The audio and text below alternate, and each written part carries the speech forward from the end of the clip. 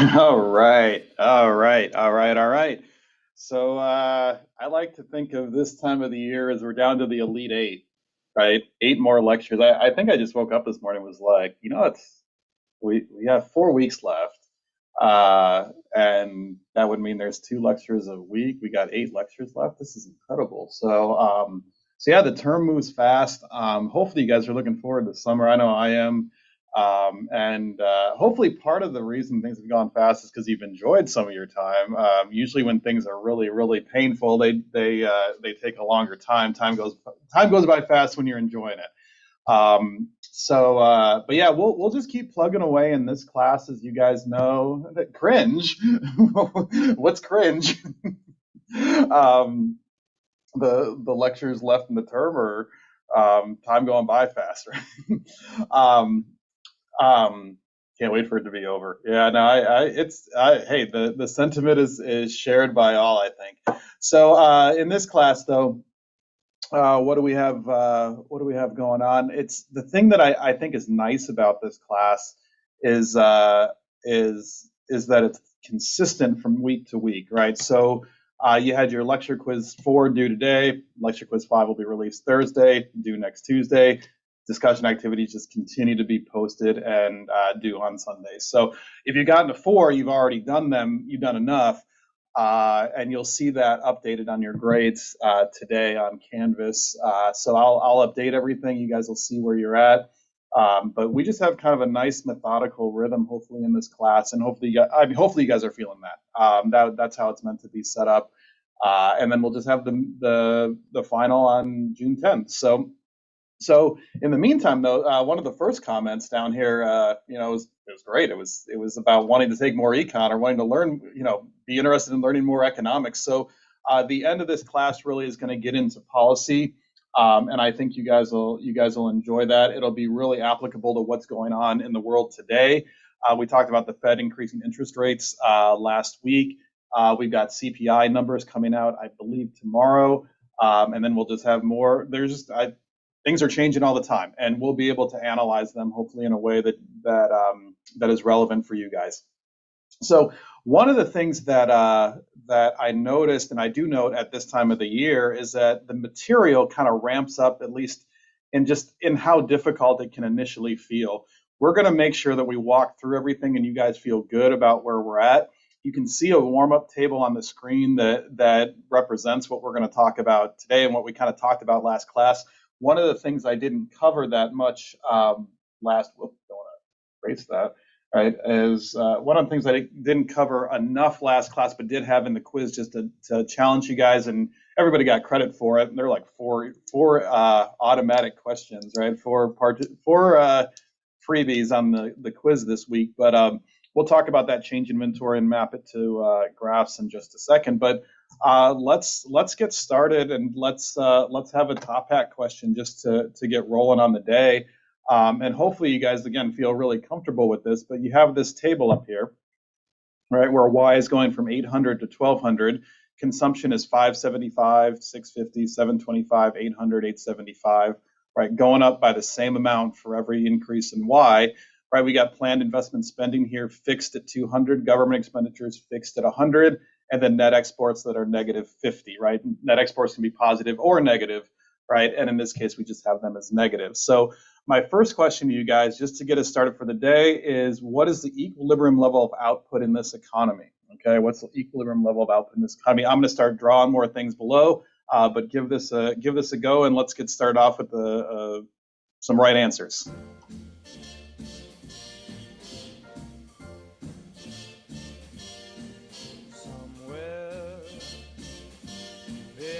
Sea, somewhere waiting for me. My lover stands on golden sands and watches the ships that go sailing. Somewhere beyond the sea, she's there watching for me. If I could fly like birds on high, then straight to her arms I'd go sailing. It's far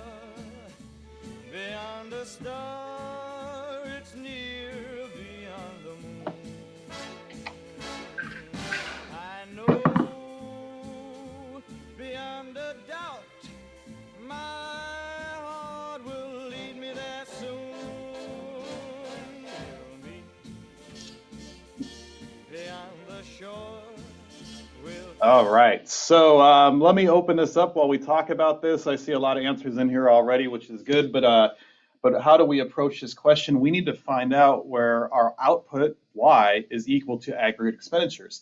I like to at least initially say on our table here that C plus I, planned investment spending, plus G plus NX is equal to aggregate expenditure. We can write that out on there, right? Our planned investment spending, government expenditures, and NX, this is all fixed. This is going to be equal to 250, right? So 200 plus 100 minus 50, that means aggregate expenditures is going to be equal to C plus 250. So we can look at aggregate expenditures and say, well, that's just 575 plus 250. This is going to be 825. It's going to increase by $75, right, for each additional $100 we take home in income, right? And we've considered our taxes fixed. We're always going to do that. So that means we're going to increase AE to 900, then 975, then 1050, then 1125. Okay. And so as you guys saw last week, right, there's nothing new or fancy about this that in terms of finding equilibrium. We just need to find out where Y is equal to AE, and this is going to happen at 900. So our equilibrium level of Y, we'll call it Y1, is equal to 900, right? Simply because aggregate expenditures is equal to our production at that point. So, so how did we do on this, right? To get started for the day, right? How many people got 900? We've got, we got 50, so almost 60% of people got this right to start the day. So this is good to see, kind of just jarring the memory bank from last week and what we saw on that quiz, okay? All right. So, okay, good question comes up here. This is great. So keep the questions coming. Let's make sure that we've got this solidified. So why does AE go up by $75, right, for every additional Y that we have, right, every additional $100 in income?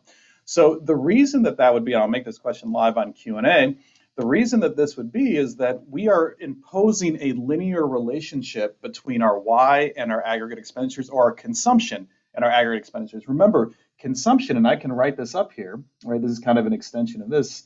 Consumption is equal to autonomous consumption plus MPC times Y minus T. That MPC is going to be the fraction of our take-home income we put towards consumption. So we bring home $1, right? We're going to put MPC towards consumption, and we're going to put the rest towards savings, right? So 1 minus MPC towards savings, right? So if we go up $100, right? If we got a $100 increase in Y, we're going to put 75% of that, or $75 towards consumption, and put $25 towards savings, okay? So that's why we're going to increase our consumption by the same amount every time, okay? All right. So any other questions about that? Right, that's good to clear up right now. Okay, all right. So then, right, you can kind of guess what the next question is because I have it highlighted. We're going to look at the change in inventory if the change in inventory is not equal to 0, right? And we're going to see what that level of Y is. So that was the question I asked you on the quiz, right? And again, didn't quite get to it on Thursday. But what I'm going to do is I'm going to start by centering you, right, and say, okay, well, we know that if we're in equilibrium, right? You want to go over which part do you want to go over, Carson? The consumption? The consumption? I'm totally, yeah, okay. So with consumption, right?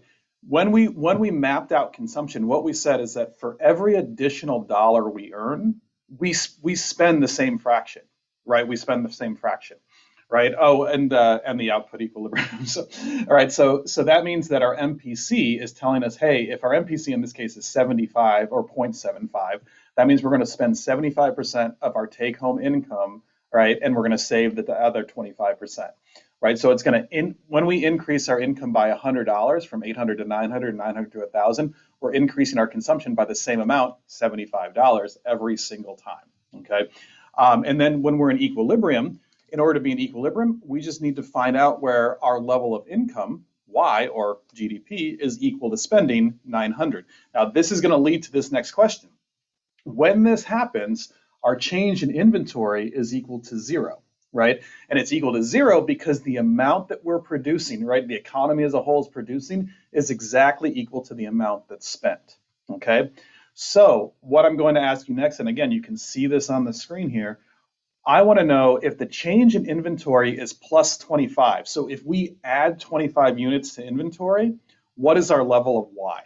Okay, and I haven't told you much about this. We're obviously we're gonna come back and talk about it, right? But I want to see where folks are with this, right? What is the level of Y that's associated with a change in inventory of 25, right? Plus 25 here. Okay, so we'll come back to this. We'll come back to this. And Y minus T is disposable income, right? Income minus taxes.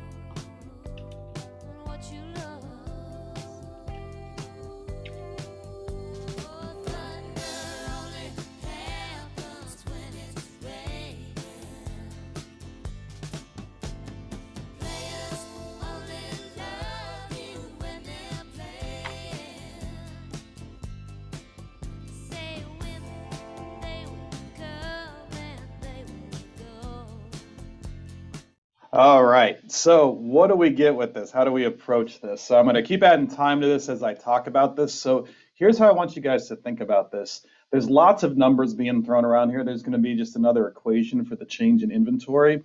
But what we want to do is we want to actually think about this just almost intuitively, right? And so we're in a situation where the change in inventory is positive. So we're adding to inventory. In order for the economy to be adding to inventory or producing too much, it should be that their output, their Y, is going to be greater than the equilibrium, right? So when we look at the responses here, and I want to bring these responses up a little bit early because usually the same thing happens most terms, is that, yeah, so we've got a good fraction of people saying 1,000, and then we've got a sizable group of people saying 800, and I can totally see why one would say either one of those, right? Because you're saying the difference between Y and AE, right, in both of these cases is 25. So we have 800 and 825, we have 1,000 and 975. But when we think about adding to inventory should be associated with producing too much. If we're producing too much, and I'll put this in a different color here, I'll do it in blue, right? Producing too much would put us over here, right? We'd be above 900. So if we are at a point where we're producing, let's say 1,000, right? 1,000 minus 975 is equal to 25. Does that make sense as a positive value? Yeah, it does, because we're saying, hey, at 1,000 units of production, we sell 975. So let's put this right here. Let's put Y high equal to 1,000. Here at Y high equal to 1,000, this AE high is equal to 975. Okay, it's equal to 975. So that's how much spending there is. But then we have some leftover. This distance right here, right? This distance right here, this is our change in inventory, or an increase in inventory. We've got to essentially make up for the fact, right, at least accounting wise, that we've got $975 in spending. We've got $1,000 in production. Where does that extra 25 go? That extra 25 goes right here, right? This is plus 25. So the way that we can think about our change in inventory, we can think about our change in inventory as the difference between Y and AE, Y minus AE, okay? So think about it the other direction. If we're down here, and again, I'll put this in a different color, I'll put it in orange here, right? If we're here at Y low, right, at Y low, we can look at this table and say, well, AE low is equal to 825, right? Obviously not drawn to scale, right? But it's illustrating the point that we have 800 units of production. We sell 825. That must mean that our change in inventory, right? We have a decrease in inventory of $25. We've got to make up that $25, at least from accounting purposes, and say, well, even though we've got $825 in spending, it doesn't actually mean that we had $825 in production. We had $800 in production. So the way that we would show this on our table here is take 800, that's our Y, subtract 825, and we'd get negative 25. So for those of you who said 800, you're totally on the right track. Right, you're completely on the right track, right? You just have to make sure that you're going the correct direction, right? So it's like the right distance, wrong direction, right? And the way that you can always keep yourself grounded on this is saying, well, if I'm decreasing inventories, that means I'm taking things out of inventory. That means I did not produce enough, right? I need to produce more, right? But in the meantime, right, I'm taking out of inventory, my Y is too low. Right? If I'm adding to inventory, right, in this case plus 25, right, that would mean that I've produced more than I should have. Instead of being at 900, I'm at 1,000. Or, right, we could go up to 1,100 and say, well, there's 1,100, right, minus 1050, which is equal to 50, or 1,200 minus 1,125, which is equal to 75. Right? So if we produce too much, right, inventories are rising. And in that case, we want to respond by decreasing our inventory back down to that equilibrium. Conversely, right, if we go up to, right, if we didn't produce enough, we're down at 800, we want to respond by saying, hey, we can't decrease inventory forever. We've got to increase our production up to this equilibrium point, okay? So hopefully that clears up our we'll say, kind of journey, right, to equilibrium from last week, and does coincide with that last question on the quiz, right, which again was you guys are all getting credit for it, but hopefully you guys gave it a try and kind of work through this. I see that over half the people in here today got it right, and the other quarter was certainly on the right page, right, or on the right track, right. So kind of summarizing this, right, if our Y, right, our level of output is greater than Y1, right, this is our equilibrium, then inventories increase. So we have a lot of kind of, we'll say, just different terminology that we're using here. But ultimately, we're saying, look, if we produce too much, we have leftovers. So then the response, right, or firms respond by decreasing Y to Y1, okay? So we can go ahead and just we actually had this story in our mind from last week, right? There's a lot going on with it still, right? There's a lot going on with it still, right? But we're just saying we're connecting this change in inventories to equilibrium and then firm responses, right? And it'd be the same thing the other direction. If Y is less than Y1, then we produce too much and inventories decrease. So I'm writing this out because, again, when I tell this story out loud, I think it's hopefully making sense with everyone. Like, we didn't produce enough, so inventories are going down, and firms will respond, right? Firms respond by increasing Y to Y1, right? So hopefully that story makes sense, right? But there's actually not a lot of, there's ways that you can get backwards, right? It's easy to get backwards in this story because things are like too high, but then that means things go up and then things go down, right? And there's like kind of everything's moving every which direction. Have a story that you can lean on, right? Have a market that you can lean on. This is for the entire economy, but again, I think of something like coffee beans, right? In a coffee shop, like if we make too much coffee this morning, right? We make 1,000 cups of coffee, but only 900 are bought. We've got like leftover coffee that we like are adding to inventory, right? So what do we do tomorrow? We're going to reduce that production. Same thing if we don't produce enough, right? We've got leftover. We have too many people lined up out the door, right? We don't have enough coffee. We got to like go in the stock room real quickly and bring that out, right? So if you go ahead and increase that production, you won't have to grab from inventory. Haley, you bring up a great question. What happens to inventory if it needs to if it's perishable, right?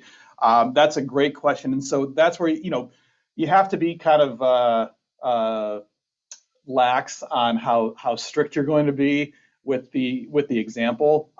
Your concern is well taken, though. Once we aggregate this to the entire economy and take maybe like a broader snapshot or a broader time horizon, and say, well, over the course of say 4 months or 3 months, right, a quarter of the year, right, how much is being produced and how much is being sold, and do we have this adjustment that needs to take place to get us to E1? So kind of start simple, start at this micro level, and then kind of work your way up. But I totally get what you're saying. I totally get what you're saying. Yes. So no. So question came up in Q&A. So to get to 25, we subtract all the Y and A's until we get the Y corresponding to 25.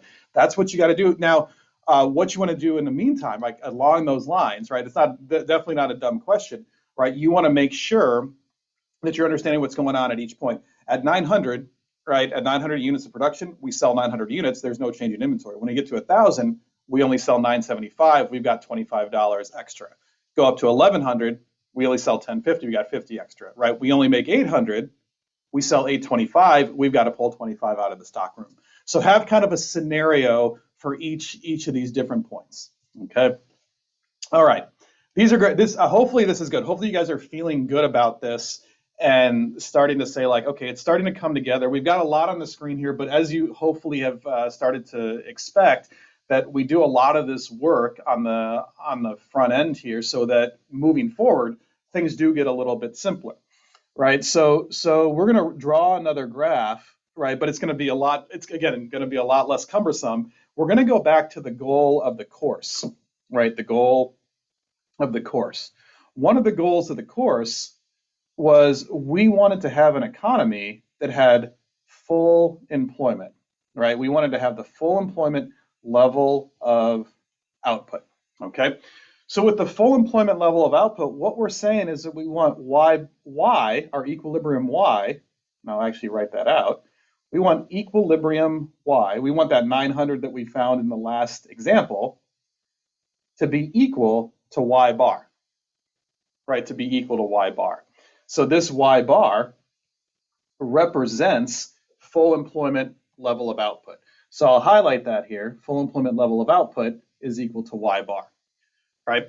When this happens, what we're saying is that we are producing a certain amount, and that certain amount is associated with a 0% cyclical unemployment. Right, that's cyclical unemployment, which is saying, hey, when we have less production than we'd like, people lose jobs, right? And in this case, when we're at Y bar, right, the amount being produced is allowing everybody who wants a job to get a job, unless there's some sort of friction or seasonal adjustment that's going on in the economy in terms of the labor market. Otherwise, everybody is employed that wants a job. Okay, so it's not production driving this unemployment. Okay. So if that's the case, right, let's go ahead and let's start, right, at Y bar equal to 10,000. So we've done all this work on the back end, right, and we've got all this kind of under all this stuff like the table and the change in inventory kind of beneath this. But when I say, hey, put the economy in equilibrium at Y bar, well, this just means that there's our line right there, right? There's this right here. How's that looking? Good. We've got Y, we've got AE. This line right here, and I talked about this, we had a nice conversation on Discord, a kind of ongoing conversation about this line right here, this Y equals AE. This is our equilibrium line. So all this is doing is guiding us, right? This is just guiding us and saying whenever our economy is at this point or somewhere on this line, we are in an equilibrium. So we've got our aggregate expenditure line that looks like this, right here, put it right there. We'll call it AE1 right here. And actually, let me call it AE1 with a bar above it because it's this full employment level of output. this right here, right, this gives us Y bar equal to 10,000. Gosh, that's like a nice, again, kind of a nice reward. We do all this work to try to simplify things, and it turns out things get pretty simple. But now, remember, when I brought this graph up the first time, I asked you guys, you know, if I could have said where's the equilibrium on day one, and you would have all said, yeah, here it's at E1. But hopefully now when you look at this, you say, I can see exactly what's going on here because we have a certain level of spending that increases, right? And it has a slope equal to the marginal propensity to consume, right? We have this slope that we say, hey, if we increase Y by a certain amount, AE is going up by the same amount every time because people are spending more as they get more income, right? And so we move along this AE curve until we hit where Y equals AE, right? If we produce too much, we have an increase in inventory, firms got to pare back. If we don't produce enough, now we're decreasing inventory, we're taken out of the stock room, so we want to increase our production, increase our income until we get to E1, right, or E bar in this case, okay?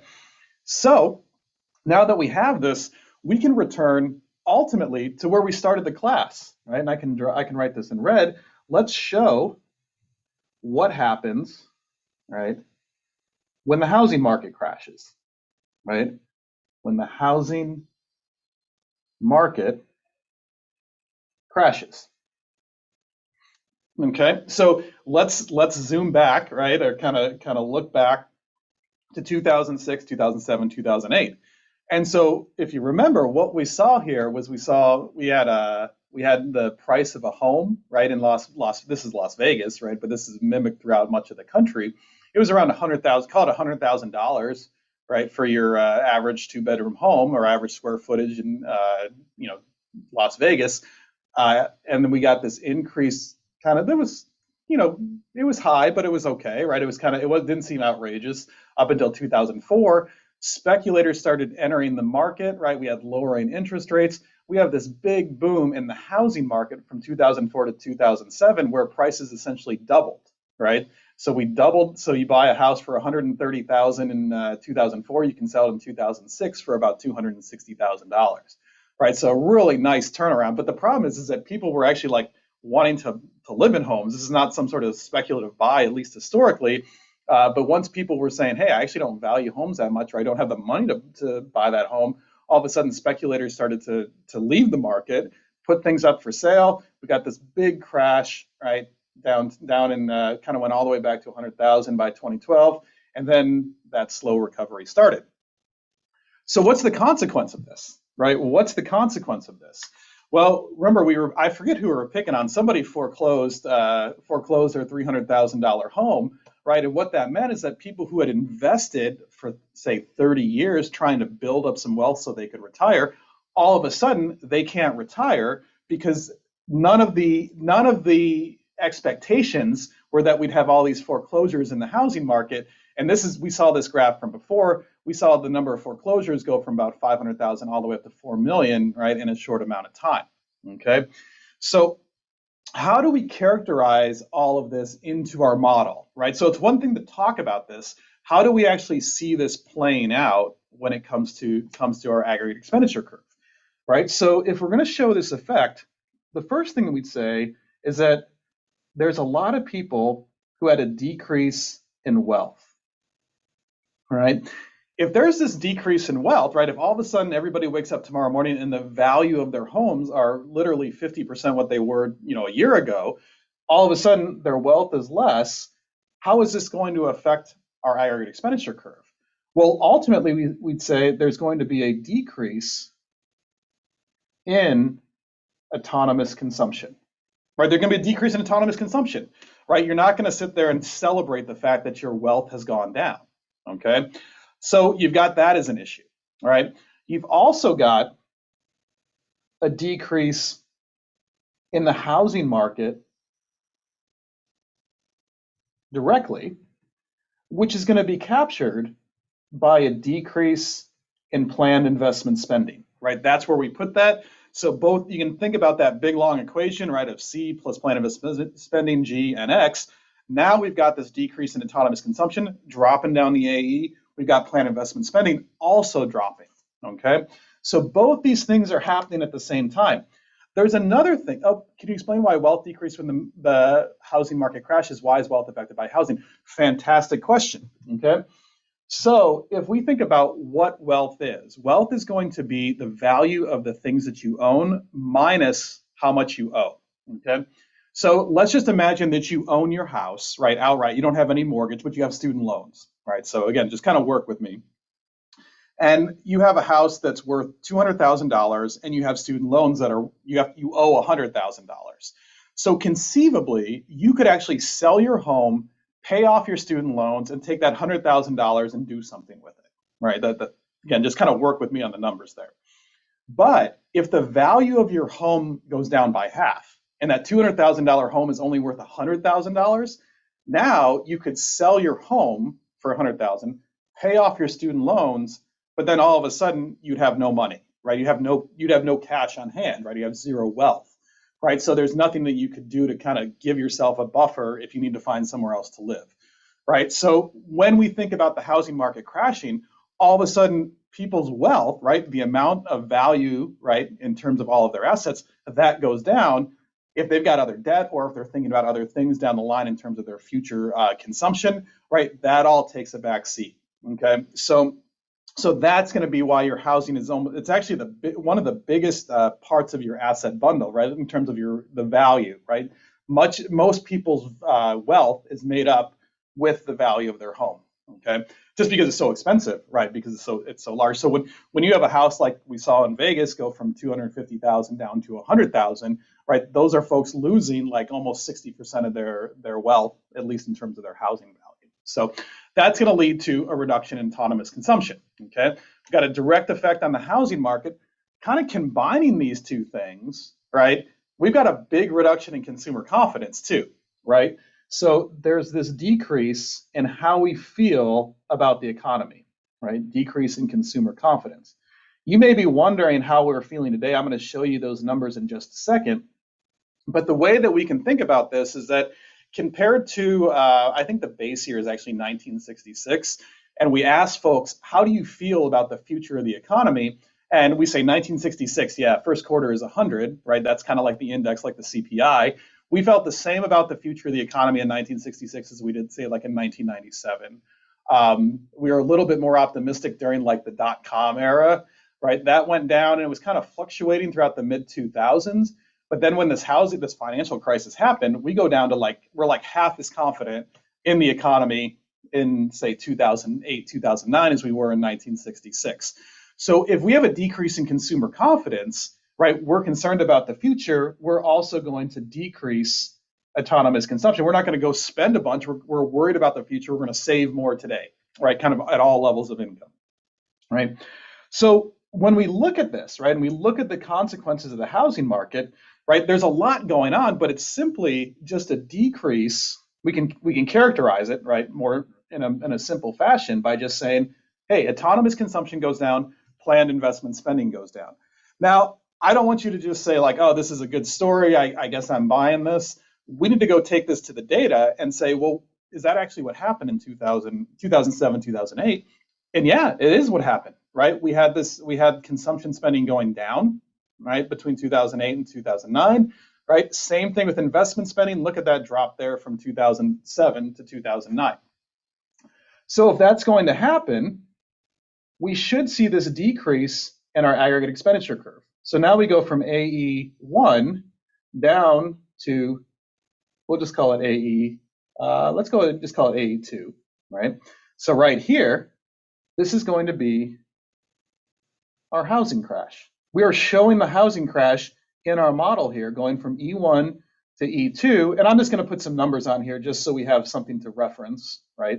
So let's just say we go down to 7,500. So we decrease AE, shift the entire line down, we decrease Y. Now our new Y2 is less than Y bar. So we're producing 7,500 units instead of 10,000 units. Now this is going to represent cyclical unemployment, right? If we don't have enough production to match all that demand for, or match the supply of workers, right? People want to work, right? They want jobs. but there's not enough production out there to match those workers. Now we have cyclical unemployment. Okay, that's exactly what's happening in this model. Now, again, I can talk this out, right? But it'd be nice, and you can agree with me, and you can say, okay, that makes sense. But you really need data to back this up. Is this what it looked like in terms of the GDP? Yeah, that's exactly what happened with GDP. So here I've got the numbers as 10,000 and 7,500. In reality, we're looking at, say, 13 trillion to 12 trillion, right? But we see this reduction in Y that can be represented by this reduction in our AE curve. So I think hopefully you guys are saying, oh, that's actually kind of nice. It's again, fairly straightforward, fairly simple. We're just taking a straight line and we're dropping it, and that is representing the housing crash, right? That's representing the housing crash. So now that we've represented this housing crash and we say, oh, well, you know, we can show there's cyclical unemployment, what should we do about it, right? That's where we're going to go really for the rest of the term, right? That's why that housing market was important to talk about early, but that'll frame a lot of what we talk about moving forward. Now, I would be not doing my job if I didn't tell you guys how is today looking relative to, say, 2008, because we're in a very unique time period with prices rising, with kind of uncertainty about COVID, about the world. So what does consumer confidence look like, let's say, today compared to the past couple years, right, or past couple downturns? So what you're looking at here is you're looking at the consumer sentiment since 1980, right, 1975, 1980, and we saw a dip during the savings and loan crisis at the start of the 80s, at about the same levels of financial crisis. What's happening to consumer confidence now? So it was actually hanging right around like kind of the benchmark 100, right, 100 as the 1966 quarter one, right, feeling the same way we did, you know, back in the mid 80s, you know, late 90s, mid 2000s. We're kind of getting up there. There was some, you know, obviously, you know, everybody had, you know, there's concerns all the time, right? There's always reasons for concern about things, but overall we felt okay. COVID hit, we had a drop. Then we started to recover, right? We were at an index of about 85. And then more recently, now we're down to about, we're plummeting, right? And we can see this right here. We're down to about the same levels we were back in 2008, 2009, right? So what's happening today in terms of consumer confidence isn't that different than what happened in 2008, okay? So those two things kind of work in conjunction, okay? So let's talk about what policymakers should do. Right, let's talk about the policy response, right? And I'm going to use policy broadly here, right? But when it comes to policy response, what is our goal? Whoop. We want to get back, there we go. Let's get back to Y bar, right? That's our goal. We want to lift up that line, get us back to Y bar. So before we ask policymakers to do something, it's, you know, we can go ahead and rail on them as much as we want, right? What we're going to do is we're going to ask for help, okay? We're going to ask for help. And specifically, we're going to learn, right? I'm going to impose this, right? This is just an example. Stagflation, I think is what you're referring to, Jasmine. We're and stagnation to maybe that's a great question. I'll type out my thoughts a little bit on this next question. So we're going to learn, and I'm going to just assume this, that MPC is equal to 0.8 right now. And you may say that's a little high, maybe a little low. All right, but we can debate that, but that's not necessarily the point. Learn that MPC is 0.8, and we're going to ask for help from Bill Gates. He seems to have an opinion about a lot of things these days, right? Not bad or good, right? And we're going to say, Bill Gates, you know what you need to do? You need to go out and kind of do what Brian is mentioning. Just buy something. Buy something. And he says, okay, I'll buy something, right? We need to increase Y by 2,500 units, right? I'm just using the examples up here, right? We want to increase Y by 2,500 units to get us back to Y bar, right? So Bill Gates is going to buy something from some company. In other words, he's going to increase planned investment spending, right? He's going to be the guy that increases planned investment spending. His company, whatever he's running these days, going to go out and buy a bunch of machines, okay?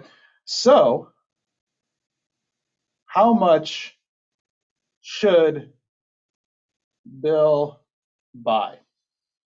I'm going to ask you guys, right? This is an opinion question to some degree. There's a right answer, right? But I want to know what you guys are thinking. So we're going to ask Bill Gates to bail us out, right? Going to be this own personal bailout. He's going to go buy a bunch of machines from somebody, and he's going to increase Y by $2,500. That's what his goal is, right? That's what we want him to do.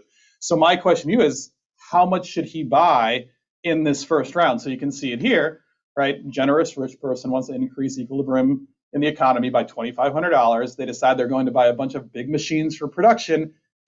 How much should they buy? Right? How much should they buy? Okay.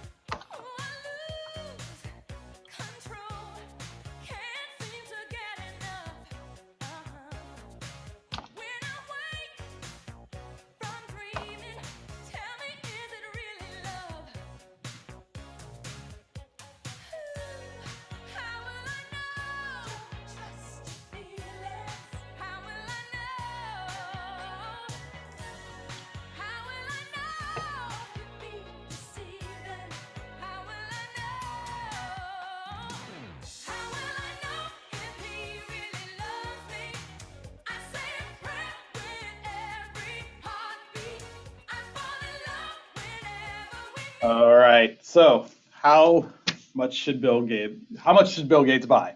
Right. So again, not quite. There's actually a right answer here. And so let's look at the distribution first and see what people said. So you got half you guys saying just buy the $2,500 worth of machines, right? Get us back to 10,000 right away, be done. Some of you guys, right, a good about a third of you are saying, I think we got to actually buy more than $2,500 worth of machines. Well, turns out that the minority here, right, we've got 17% out there that said actually you don't need to buy that much. Actually, you only need to buy, we need to buy less than 2,500. That'll actually get us there. You've been bamboozled, you've been tricked, right? So you'll always remember this, right? You'll kind of saying like, hold on a second, this deserves some attention. Can you imagine if I just was like, okay, moving on, we're done? No. That's what kind of the whole day is about here, the rest of the day. So, all right, so let's figure this out, right? This takes some time here. Let's take some time to understand what's really going on here. So the setting here, right? The setting that I asked you guys to weigh in on is that we need to increase, right? We need to increase Y by $2,500. Okay, that part was easy, right? That part was easy, all right? And MPC was equal to 0.8. Now, this is going to be really important moving forward. It wasn't necessarily important on this question, but it was information that we needed to have an MPC that was greater than 0 at least, okay? So what is going on? Well, let's go to round one, right? So round one, we ask Bill Gates to buy some machines, right? So we're going to ask him to buy, I'm going to propose a specific number, right? We're going to ask Bill to buy $500 in machines, okay? So I'm going to buy $500 in machines. I'm going to pick on the people that are out there. Going to buy $500 in machines from Jasmine, right? So Jasmine's running a company, right? And she's going to sell $500 worth of machines to Bill Gates, okay? So how do we add this to the GDP? Well, or our spending and the GDP. Well, now we've got a change in our planned investment spending that is equal to $500, right? So there's a $500 increase, right, in this planned investment spending. But ultimately, right, if we're thinking about Bill buying these machines from Jasmine, now, right, if Jasmine sells these $500, Jasmine has $500 in income. right? So this is round one.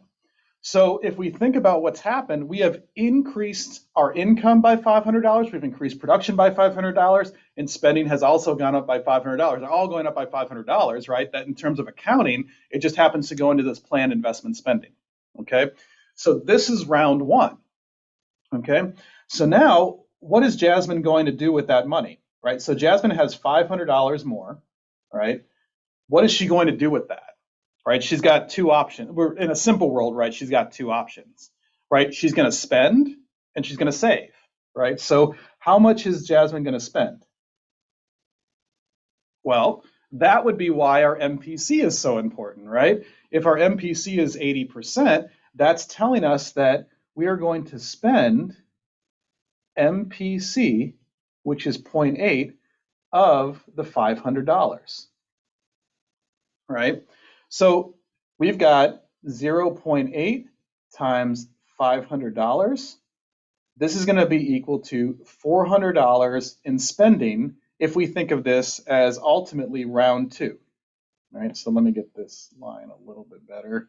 Right here, we just put a box. Nope, it's going to have to be this right here, this right here, this right here, and this right here. Okay, so we're going to have $400 in spending that are generated from this $500 buy in round one, right? So we can think of this as round two. And how much will be saved? Well, we're going to save 1 minus MPC, which is equal to the marginal propensity to save, which is equal to 0.2, right, of that $500. And hopefully these things add up, right? Because if we're going to just save and spend, hopefully it should add up to $500. So we're going to save 0.2 times 500, which is $100. Okay. So this right here will essentially summarize what happens in round two.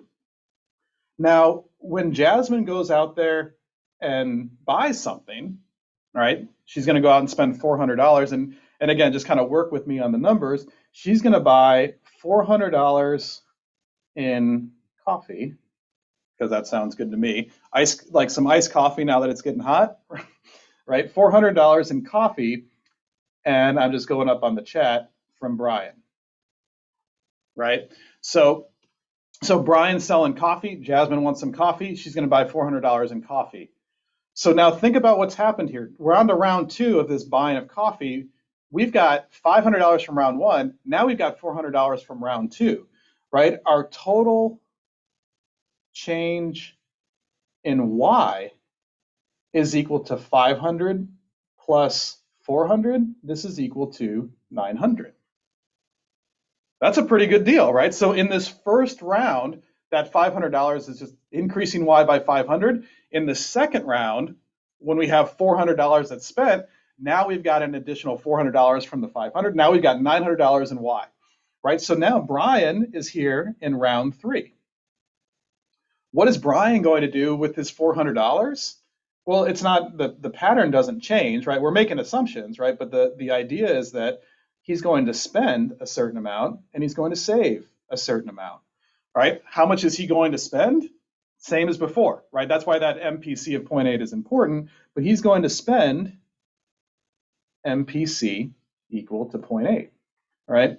So, and he's going to do that for $400, and this is going to be equal to 0.8 times 400, which is equal to $320. Okay, so now in round three, right, we can call it round three here, we've got 500 plus 400 plus $320 in overall spending and production after three rounds. This sounds to me like this is about, what is this, $1,220, right? What's he going to do with the rest? Right, he's going to save the rest. He's going to save 0.2, right, because that's our marginal propensity to save of that $400. Boy, hopefully $400 times 0.2 is equal to $80. So that adds up to 400 between the 320 in spending, the $80 in saving, right? We can kind of track where that $400 is gone, all right? So he's going to buy, we'll say Brian goes out and he buys $400 in, let's just say, or sorry, not $400, but $320 in video games. I've had a lot of students talk to me about that. I don't know if Brian plays video games. He's going to work with me though and say he does, right? So $320 in video games that Brian's going to buy, right? So he's going to do that, right? The person who sells him the video games, they're going to spend 80%, save 20%, right? This is going to go on and on and on and on, right? Until we get down to a penny stamp, right? We're going to get down to like, and again, who's buying something for a penny? But again, theoretically, this is just going to multiply throughout the economy a certain number of times, okay? So we would say that after 3 rounds, right? And I think this is worth writing out after 3 rounds, right? And we can write this a little bit cleaner. Our change in Y is equal to the $500 in machines that Bill Gates bought from Jasmine. Yeah, Bill's money, exactly. So I want to use that terminology, Jasmine. So that was the catalyst for this, right? This kind of just we'll say exogenous or outside the system increase in spending, right? That led to this increase in coffee buying in that second round. That led to an increase in video game buying in the third round. That gives us our $1,220 after 3 rounds. So in terms of thinking of this as like trickle down, think of this. So I'm not going to impose like a trickle down theory because that doesn't make that really is like there's a lot of assumptions with that. What you can do is you can think of this ultimately as that first dollar, right, that's spent, or that first initial set of dollars spent, that first catalyst. I like that terminology, Jasmine. All right, that led, if we have the same amount of consumption in each round, right, that's just going to lead to more spending, more spending, more spending. Now, you may say to yourself, well, actually, Brian may say, actually, I'm kind of nervous about spending right now. I'm glad I got to sell the coffee, but I'm not going to go out and buy any video games. He could go ahead and just stop this train right now, right? And we could just stop at 900. And I think that's where, if you're concerned about this working out, that's where your concern should lie. Any person along this route could stop this. But if we have 80% spending every single round, right, we would go to 320 in that third round, 256 in the fourth round, 204 down to 67, down to $2.36, all the way down to a penny stock, or a penny stamp rather, not a penny stock. I guess you could buy a penny stock with it for a literal penny. But the whole point would be after 50 rounds, right, you're down to a 1 cent transaction. And what you're seeing though, right, and you see it in the last column here, is that what's the total increase in GDP, right, once we get to round 50, right, or beyond, right? And we're going to add all these, add up to 500, 400, 320. We're going to end up, oops, sorry about that. We're going to have a total change in Y of $2,500, right? Our total change in Y after approximately 50 rounds is equal to $2,500. That's what we wanted, right? We wanted to get to that $2,500 increase, lift our line up, get our Y back to Y bar at 10,000, right? So if we kind of write this out, our total change in Y, and actually we'll say the total change in Y was $2,500 when the initial change in planned investment spending was equal to 500. Okay, so if we were just to kind of extract this and get some sort of concrete number associated with this, right? Each initial dollar spent, right? That first catalyst, right, was multiplied through the economy, right? Through the economy 5 times, right? 5 times.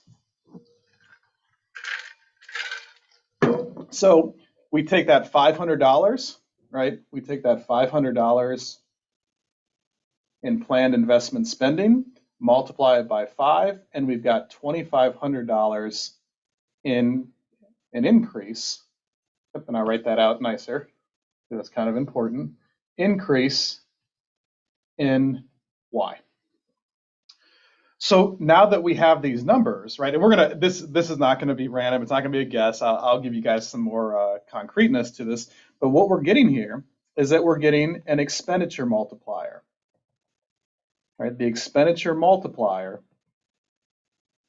is equal to 5, right? 5 times, 5 times, 5 times, okay? So this expenditure multiplier is again gonna tell us the number of times,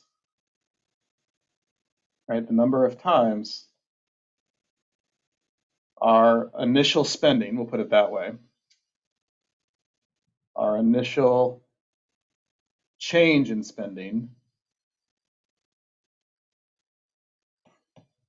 I'll get there, initial change in spending is multiplied, okay? So where does this come from, right? It seems a little unfair, like I said, to just say, like, let me just, pick out some people in the audience and say, hey, how much, how much are you going to sell your machines for? And then let's see how much that changes Y after 50 different rounds. Well, fortunately, right, we can actually do the math on this, and I'm not going to do it with you. I'm going to just show you. This is just a geometric series. And what this geometric series turns into is that the expenditure multiplier, this 5, you might have seen some reasons that or ways we could have gotten 5. One of the ways that we can get it that will be consistent throughout all levels of MPC is 1 over 1 minus MPC. That will be the mathematical derivation of our expenditure multiplier. And so Michelle, you mentioned, why did you multiply by 5 when there were only 3 rounds? So kind of step back just to, oh, I don't want to do that. Hold on, just let me, bear with me. Kind of off track, off kilter here. We'll get it back in just a second.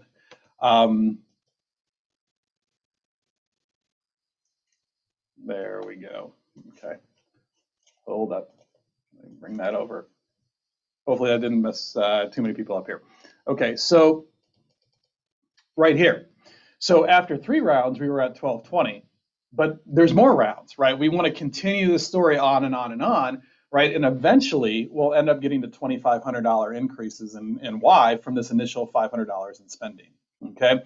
So I just described 3 rounds, but you can imagine that we could have went to a 4th round, a 5th round, a 6th round, right? All the way up to 50 rounds. It would have gotten redundant, right? And you would have said, okay, yeah, then we spend 80%, spend 80%, spend 80%, right? And that's what we're doing here. I'm taking 80% of 500, 80% of 400, 80% of 320, 80% of 256, all the way down to 80% of 1 cent, right? So once we get there, we'll have increased our total Y by 5 times that initial spending. Where does that come from? That comes from 1 over 1 minus MPC. So note here, all right, and we can say if the MPC is equal to 0.8, and we continue this journey of the initial spending indefinitely, we're going to end up with an expenditure multiplier. Mathematically, we can say, how many times is this dollar, an initial dollar, going to be multiplied through the economy? It'll be 1 over 1 minus 0.8, which is 1 over 0.2, which is equal to 5. Okay? And so then our total change, right, our total change in Y is going to be equal to our expenditure multiplier, right, our expenditure multiplier, that 5, times the initial spending amount, right, or spending change. So we would say our change in Y is equal to 1 over 1 minus MPC times the change in planned investment spending, right?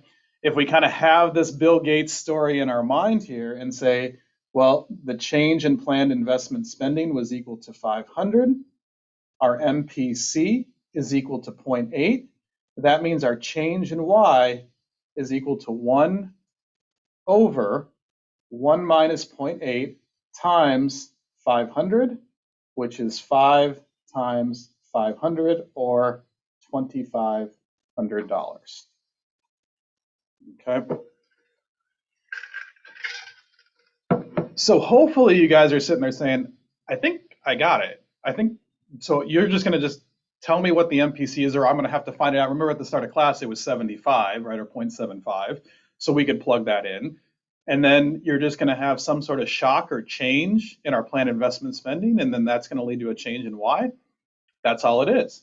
So I could say, well, what if the change in, let's say, what if our MPC goes down to 0.5, right? And so kind of, if we say, okay, well, MPC at 80%, that seems a little high. Maybe that MPC is only going to be 50%, right? So we're only going to spend half of our income at each round. Well, now all of a sudden, that expenditure multiplier,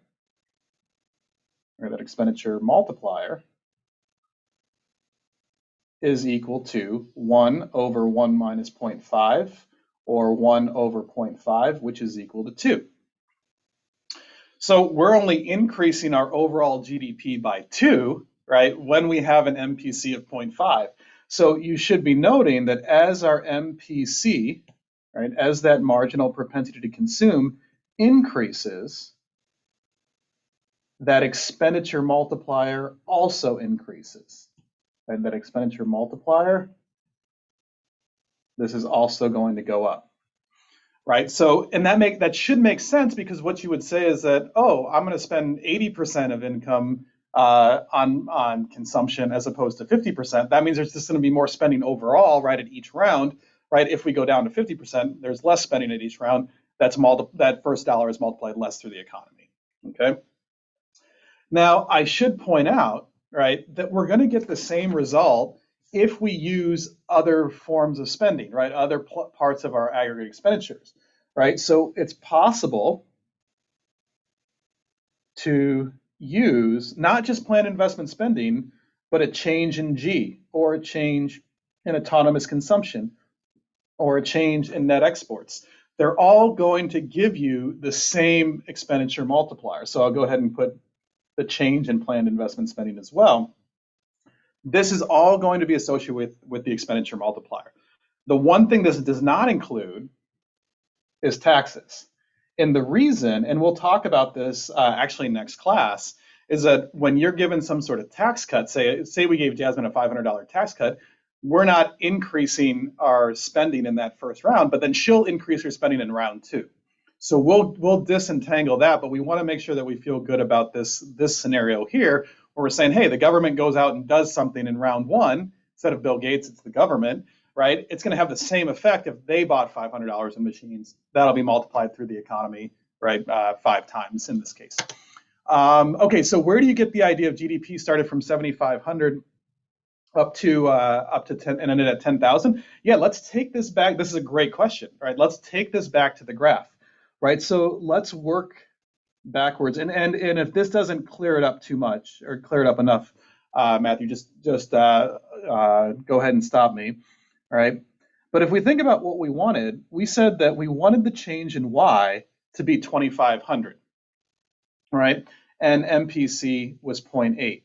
Now, where did I get these numbers? Well, kind of go back and just zoom up here, right? We were talking about the housing market and saying, hey, there's a housing crash, right? This reduced our autonomous consumption, it reduced planned investment spending, and I just threw out numbers there, right? So I just said, hey, we've got Y bar, that started at 10,000, went down to 7,500. We want to get it back up to 10,000, right? So that's where those numbers came from, right? But let's show this graphically, right? Let's show this graphically and say, instead of starting at 10,000, let's make that our goal.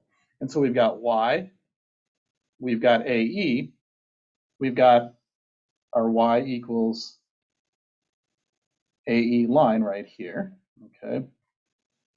And then I'm going to say in red here, right here, this will be, let's go ahead and just put a number on it. Let's call this 2008, right? This is 2008 after the housing market crash.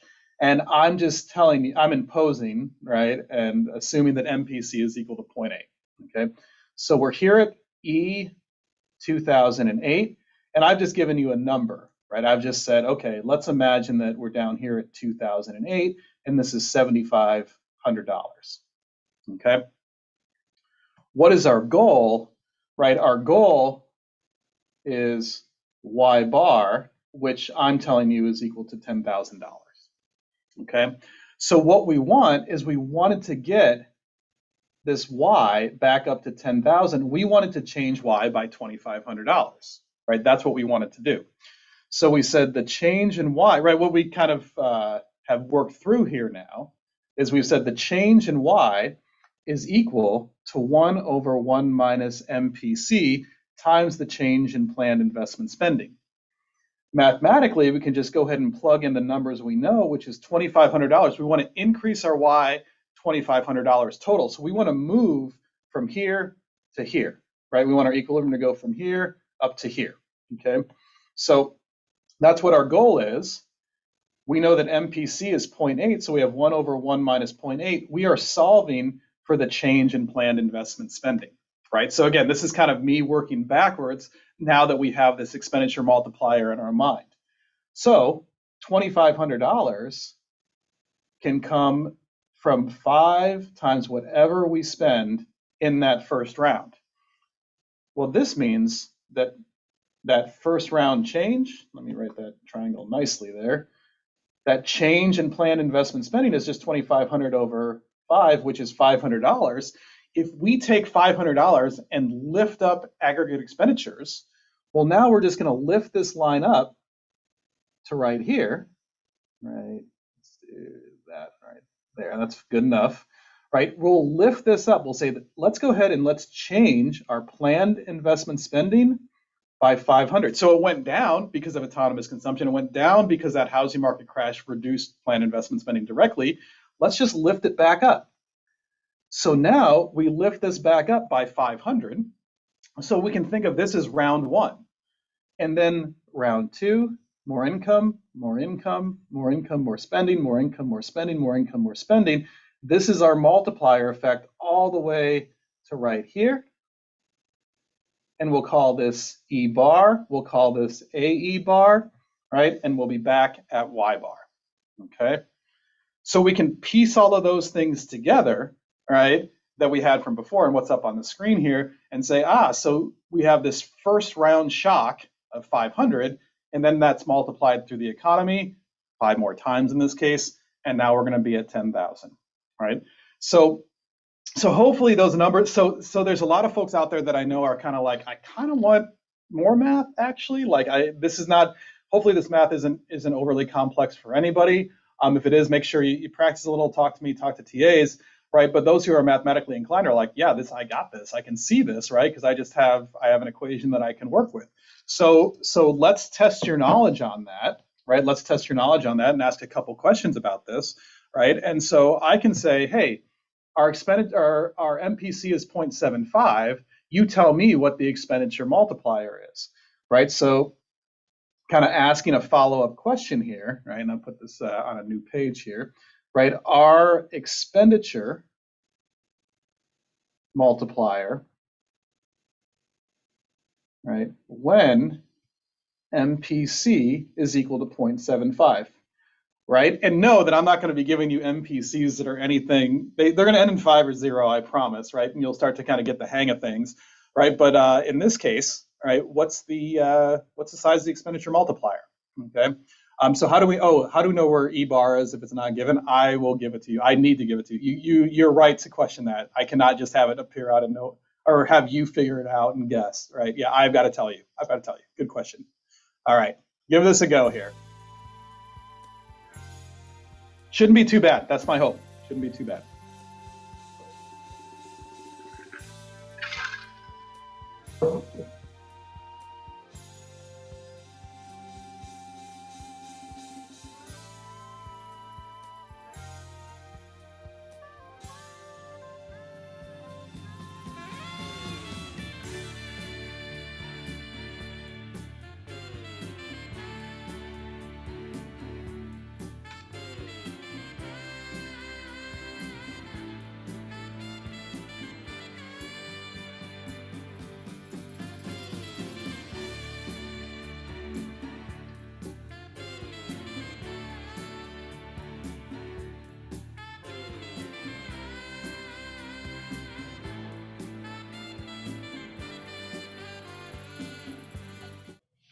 All right, so I'll keep this open for a little bit longer, but hopefully you guys are sitting there saying, like, is this as straightforward as just taking 1 over 1 minus 0.75, which then gives me 1 over 0.25, which then gives me 4. That's all it is. Let's take a look at your responses. All right. Yeah, not surprising. We got most of you guys getting that right. So if you have trouble with these fractions of decimals, just work on them a little bit, and you'll start to get the hang of it real quickly. I promise. All right. So now that we've got an expenditure multiplier of 4, right? Here's kind of a question that I think it's related to what we've been talking about all day. All right, so MPC in the economy is 0.75. There's a housing crash, and we reduce autonomous consumption by $15,000. What's the total change in GDP? So we'll just say a housing crash, right? So we're descriptively talking about the economy. There's an event that occurs. The housing crash reduces autonomous consumption by $15,000. Okay. What is the total change in Y as a result of this? Okay. So a little bit more difficult, but you got a story, you've got some equations, right? Kind of put all these together. We're going to come up with one single number, right, to get this this cost of this housing crash.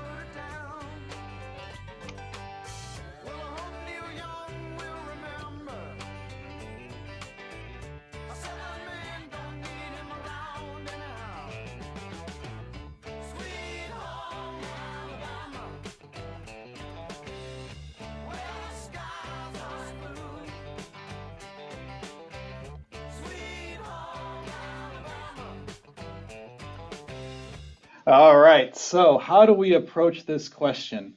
All we have to do is take this to our equation that says how much is Y going to change when there's this initial shock, in this case of a decrease or reduction in autonomous consumption by $15,000. We've just got to make sure we put in the right numbers, right? So let's look at the responses here, and we got half the folks saying negative $60,000. Another quarter saying negative 15,000, and then the other side is 15,000 plus and 60,000 plus. So have some kind of intuitive checks here and say, if there's a housing crash and there's this reduction in autonomous consumption, that means we would expect things to not go well, right? Like, this is not a positive thing for the economy. That change in autonomous consumption has got to be negative 15,000. We've already calculated this expenditure multiplier, which is equal to 4. We can just plug that in right there. Our total change in Y is going to be 4 times this negative 15,000, right? So for each dollar lost in that first round, right, in that decrease in autonomous consumption, that reduction in spending, that's going to move through the economy or multiply through the economy 4 times, and we're going to be here at negative 60,000, right? So this is good to see. Already half the folks got this already. Hopefully, we'll just keep making that number move up. Okay. All right. So hopefully everyone's feeling good. I'm going to do one more thing on the day, right? One more thing on the day. If you got questions, keep asking them. But we're going to take one more alternate view of the expenditure multiplier. All right. So our alternate view of the expenditure multiplier. So we've been working mathematically, we've told stories, we've done it graphically, right? But can we connect this to our table, right? Go back to that table. This is the same table that we started class with, okay? And so we go from $800 all the way down to $1,200 in output, right?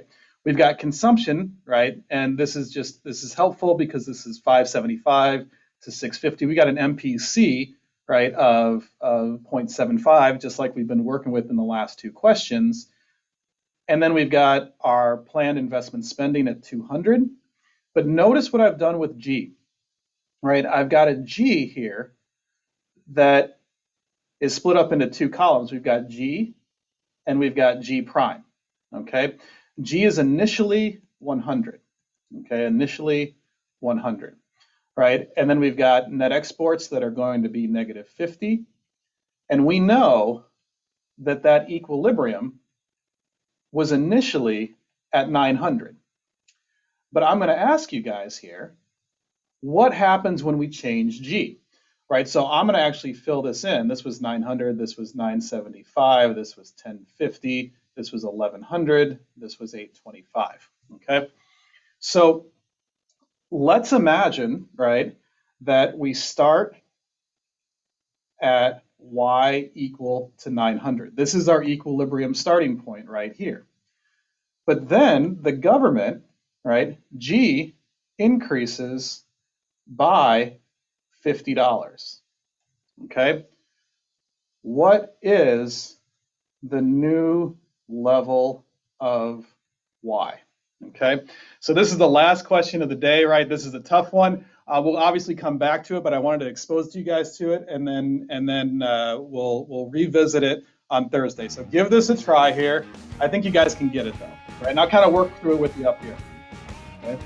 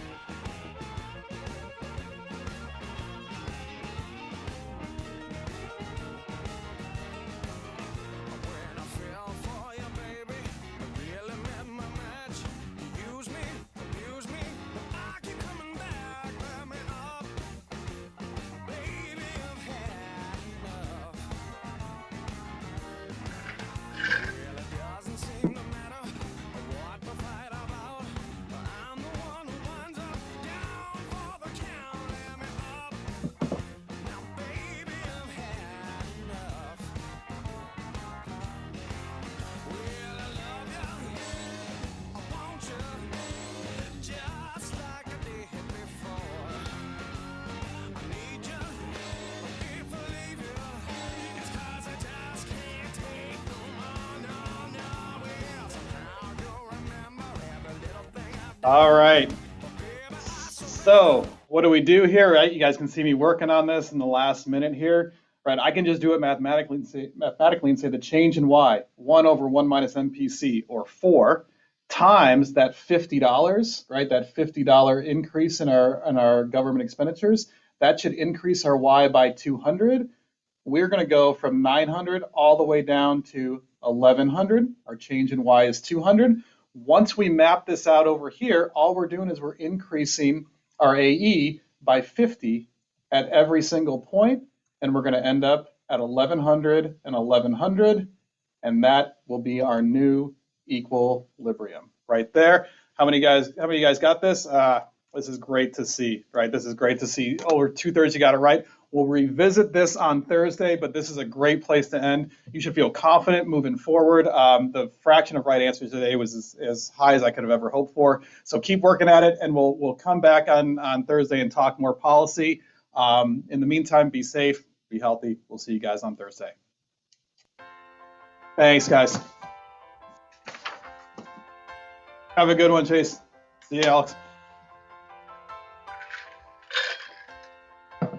Thanks, Dorothy. Come out, Virginia, don't let me wait. You Catholic girls start much too late. Oh, but sooner or later it comes down to fate. I might as well be the one. Well, they showed you a statue, told you to pray. They built you a temple and locked you away. Ah, but they never told you the price that you pay. The things that you might have done. Only the good die.